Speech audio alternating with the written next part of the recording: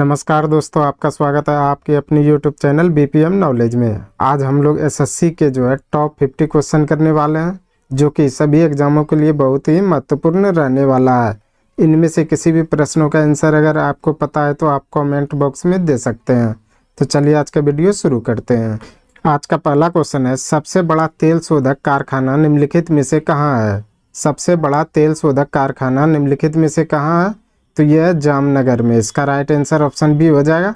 जामनगर में सबसे बड़ा तेल शोधक कारखाना स्थित है।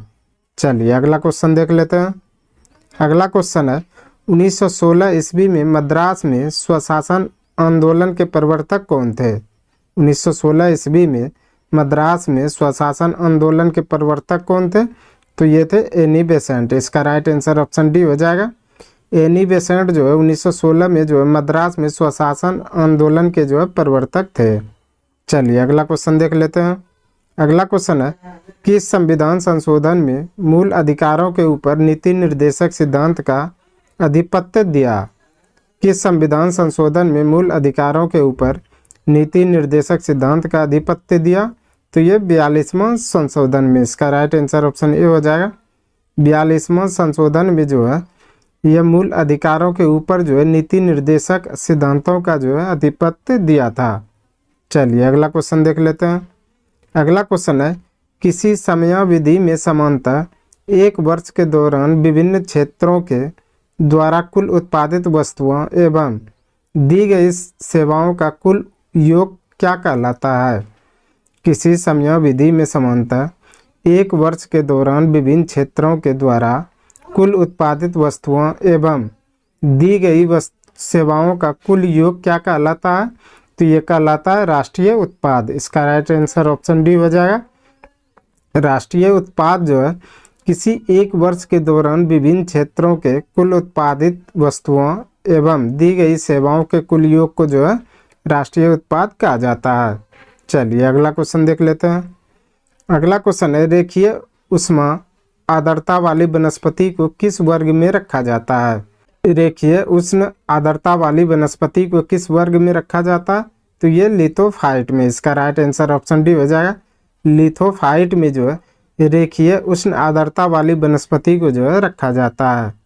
चलिए अगला क्वेश्चन देख लेते हैं।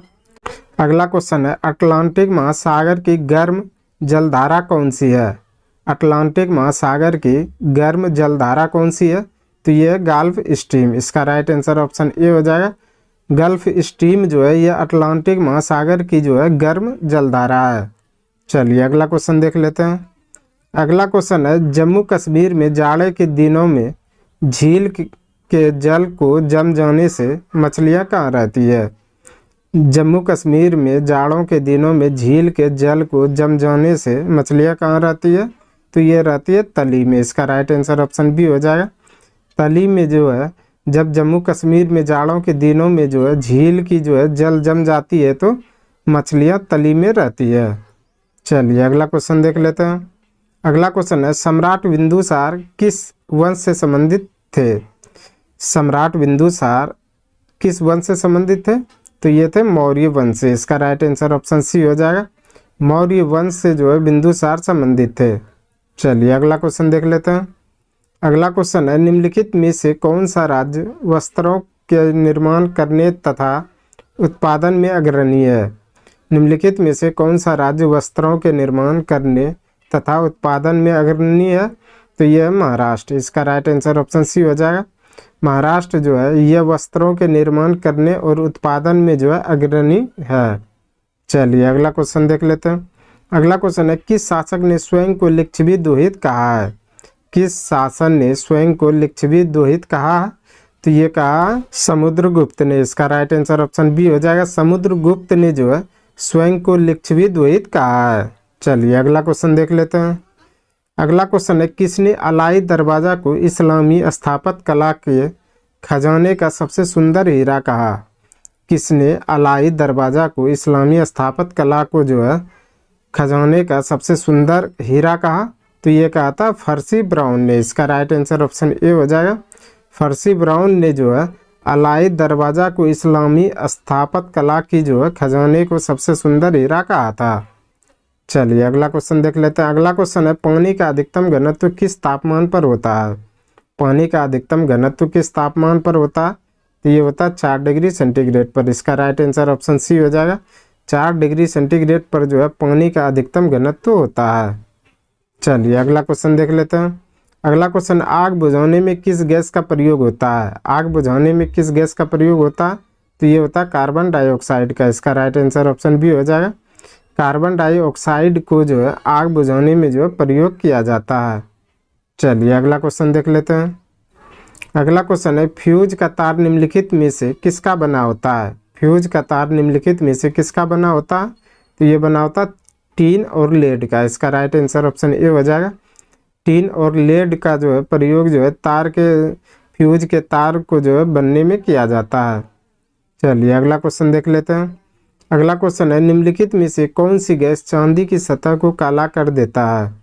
निम्नलिखित में से कौन सी गैस चांदी की सतह को जो है काला कर देती है? तो ये हाइड्रोजन सल्फाइड। इसका राइट आंसर ऑप्शन ए हो जाएगा।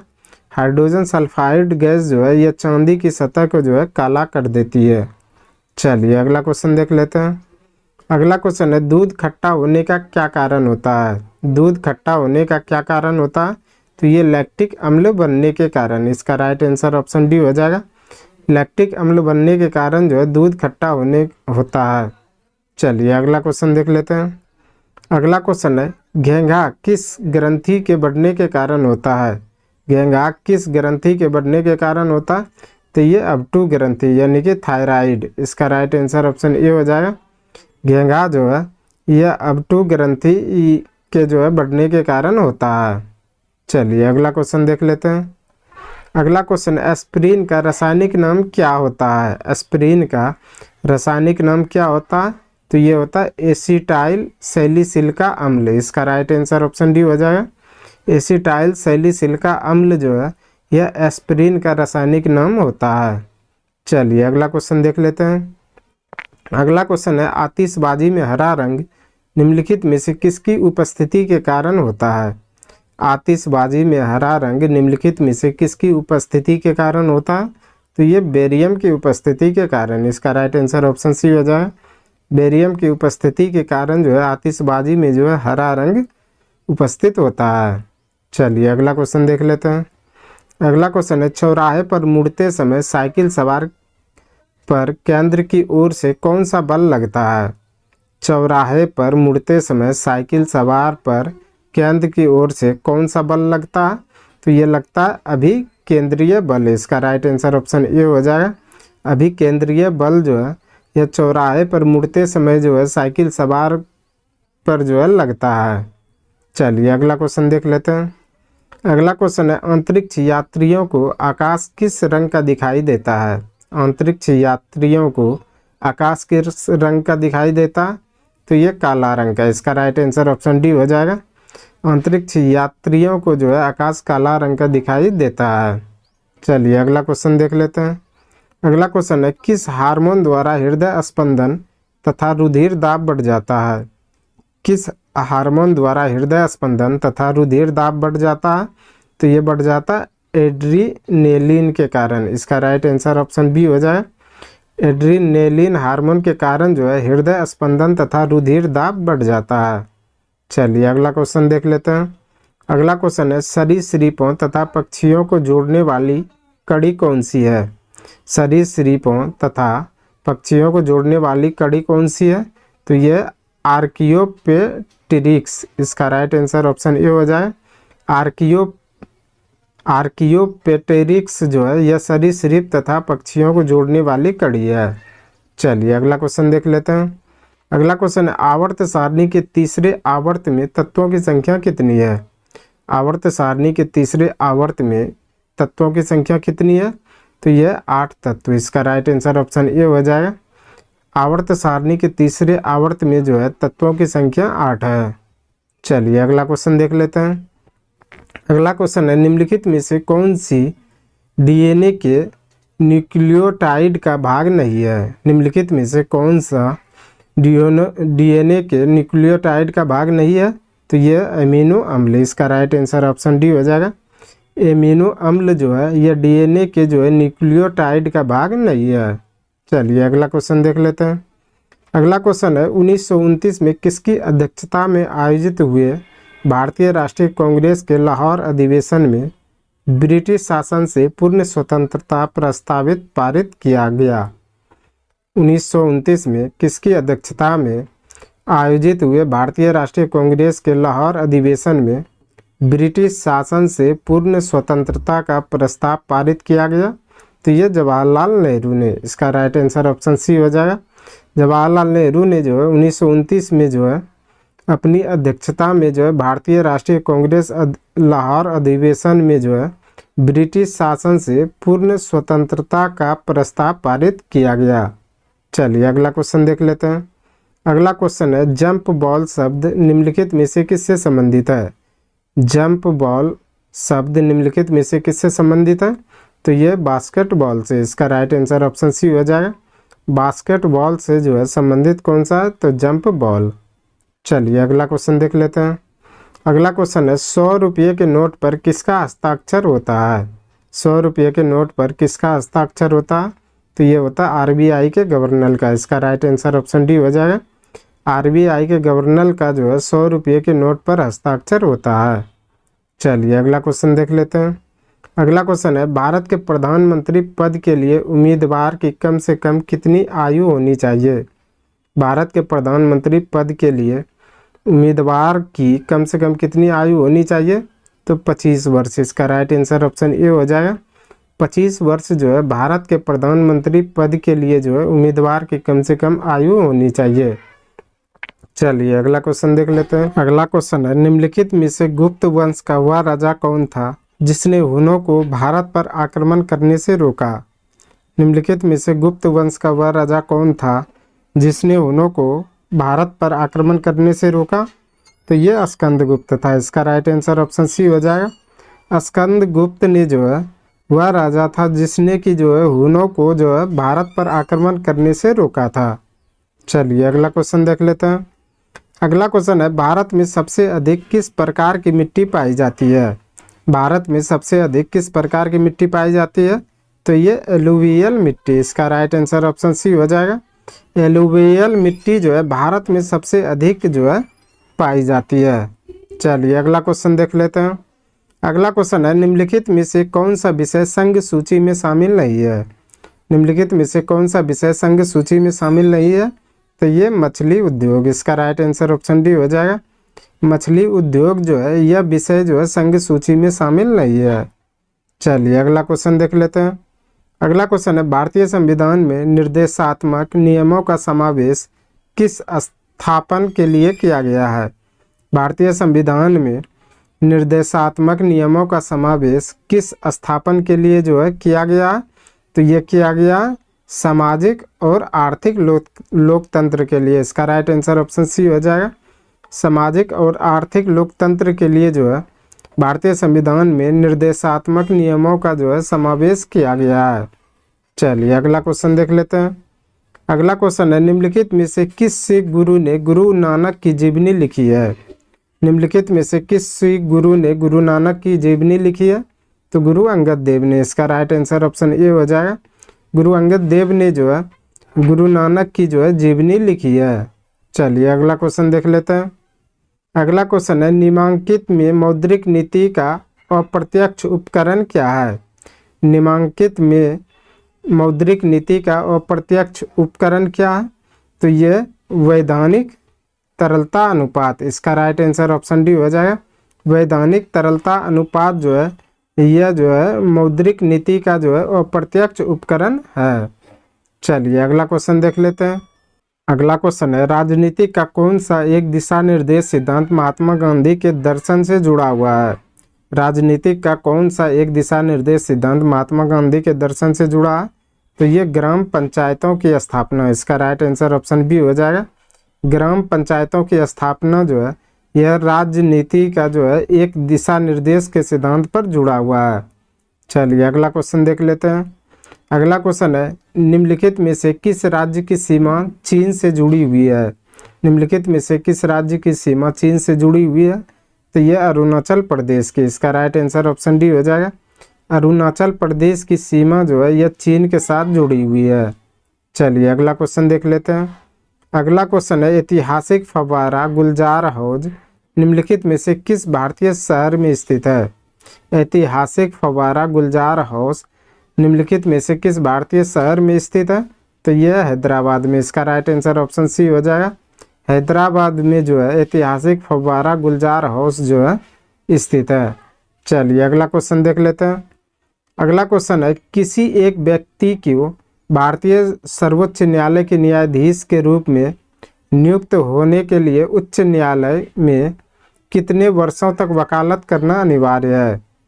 किसी एक व्यक्ति को भारतीय सर्वोच्च न्यायालय में न्यायाधीश के रूप में नियुक्त होने के लिए उच्च न्यायालय में कितने वर्षों तक वकालत करना अनिवार्य है? तो कम से कम 10 वर्षों तक। इसका राइट आंसर ऑप्शन बी हो जाएगा। 10 वर्षों तक जो है किसी व्यक्ति को सर्वोच्च न्यायालय के न्यायाधीश के लिए जो है नियुक्त होने के लिए उच्च न्यायालय में जो है 10 वर्षों तक जो है वकालत करना अनिवार्य है। चलिए अगला क्वेश्चन देख लेते हैं। अगला क्वेश्चन है, लोसोंग निम्नलिखित में से किस भारतीय राज्य का त्यौहार है? लोसोंग निम्नलिखित में से किस भारतीय राज्य का त्यौहार है? तो यह सिक्किम का। इसका राइट आंसर ऑप्शन सी हो जाएगा। सिक्किम का जो है लोसोंग त्यौहार है। चलिए अगला क्वेश्चन देख लेते हैं। अगला क्वेश्चन है, ग्रेट मैन मेड रिवर किस देश में स्थित है? ग्रेट मैन मेड रिवर किस देश में स्थित है? तो यह है लीबिया में। इसका राइट आंसर ऑप्शन ए हो जाएगा।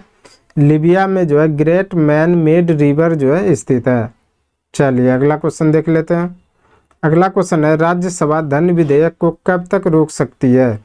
राज्यसभा धन विधेयक को कब तक रोक सकती है? तो 14 दिनों तक। इसका राइट आंसर ऑप्शन ए हो जाएगा। 14 दिनों तक जो है राज्यसभा धन विधेयक को रोक सकती है। चलिए अगला क्वेश्चन देख लेते हैं। अगला क्वेश्चन है, भारतीय राष्ट्रीय कांग्रेस की स्थापना किस शहर में हुई थी? भारतीय राष्ट्रीय कांग्रेस की स्थापना किस शहर में हुई थी? तो ये हुई थी बम्बई में। इसका राइट आंसर ऑप्शन सी हो जाएगा। बम्बई में जो है भारतीय राष्ट्रीय कांग्रेस की जो है स्थापना हुई थी। चलिए अगला क्वेश्चन देख लेते हैं। अगला क्वेश्चन है, बुद्ध ने अपना प्रथम उपदेश किस स्थान पर दिया था? बुद्ध ने अपना प्रथम उपदेश किस स्थान पर दिया था? तो ये दिया था सारनाथ में। इसका राइट आंसर ऑप्शन बी हो जाएगा। सारनाथ में जो है बुद्ध ने अपना प्रथम उपदेश दिया था। चलिए अगला क्वेश्चन देख लेते हैं। अगला क्वेश्चन है, निम्नलिखित में से श्रीलंका का राष्ट्रीय खेल कौन सा है? निम्नलिखित में से श्रीलंका का राष्ट्रीय खेल कौन सा है? तो ये वॉलीबॉल। इसका राइट आंसर ऑप्शन ए हो जाएगा। वॉलीबॉल जो है यह श्रीलंका का राष्ट्रीय खेल है। चलिए अगला क्वेश्चन देख लेते हैं।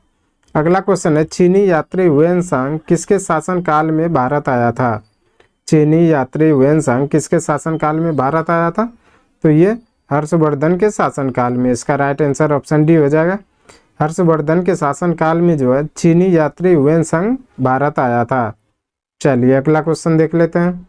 अगला क्वेश्चन है, कुशल स्थानीय स्वसत्ता शासन के लिए विख्यात दक्षिण भारत का कौन सा राजवंश था?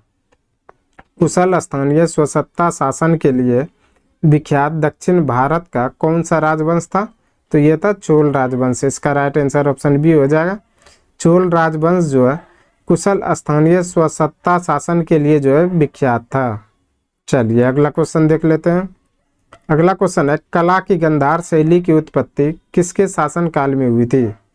कला की गंधार शैली की उत्पत्ति किसके शासनकाल में हुई थी? तो ये हुई थी कनिष्क के राज्यकाल में। इसका राइट आंसर ऑप्शन डी हो जाएगा। कनिष्क के राज्यकाल में जो है कला की गंधार शैली की जो है उत्पत्ति हुई थी। चलिए अगला क्वेश्चन देख लेते हैं। अगला क्वेश्चन है, किसने अपनी राजधानी को दिल्ली से दौलताबाद ले गया था? किसने अपनी राजधानी को दिल्ली से दौलताबाद ले गया था? तो ये ले गया था मोहम्मद बिन तुगलक ने। इसका राइट आंसर ऑप्शन बी हो जाएगा।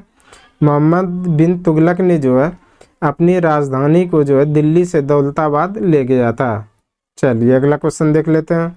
आज का अंतिम क्वेश्चन है, भारतीय संविधान में किस अनुच्छेद के अंतर्गत नागरिकों को मौलिक अधिकार प्रदान किया गया है? भारतीय संविधान के किस अनुच्छेद के अंतर्गत नागरिकों को मौलिक अधिकार प्रदान किए गए हैं? तो ये अनुच्छेद 12 से 35 में। इसका राइट आंसर ऑप्शन बी हो जाएगा। अनुच्छेद 12 से 35 में जो है भारतीय संविधान में जो है नागरिकों को जो है मौलिक अधिकार प्रदान किया गया है। आज के लिए बस इतना ही। हमें उम्मीद है कि ये वीडियो आपको पसंद आया होगा। अगर पसंद आया तो प्लीज़ लाइक कमेंट शेयर और चैनल को सब्सक्राइब जरूर करें। धन्यवाद।